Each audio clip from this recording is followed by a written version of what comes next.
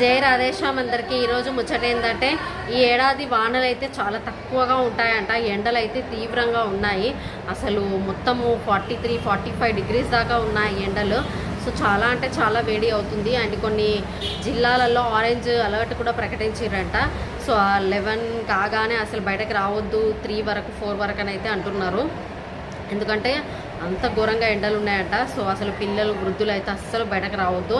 ఈ ఏడాది అయితే వర్షాలు కూడా అంతంత మాత్రమే ఉన్నాయంట. మొన్నటిదాకా ఏదో ఎండాకాలంలోనే కొంచెం వాన పడింది, కానీ ఇప్పుడైతే ఇక కొంచెమే ఉన్నాయంట వానలు. వానాకాలం అసలు వానలు ఎక్కువగా లేవు అంట. సో చూడాలి మరి, ప్రకృతిని అంతా నాశనం చేస్తుంటే ఇక ప్రకృతి ఏం చేస్తుంది? చెట్లు కొట్టేసి ఇల్లు కట్టడం, ఇల్లు అన్నీ చేస్తున్నారు కదా. సో మనమే మనం ప్రకృతిని అంతా నాశనం చేసుకుంటున్నాం.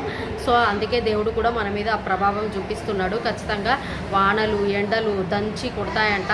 సో ఎండలు అయితే దంచి కొడుతున్నాయి, కానీ ఈ ఏడాది వానలు అయితే లేవట. చూద్దాం మరి, దీని మీద మీ అభిప్రాయం ఏంటో ఖచ్చితంగా కామెంట్ చేయండి, లైక్ చేయండి, అలాగే మన ఛానల్ని సబ్స్క్రైబ్ చేయండి.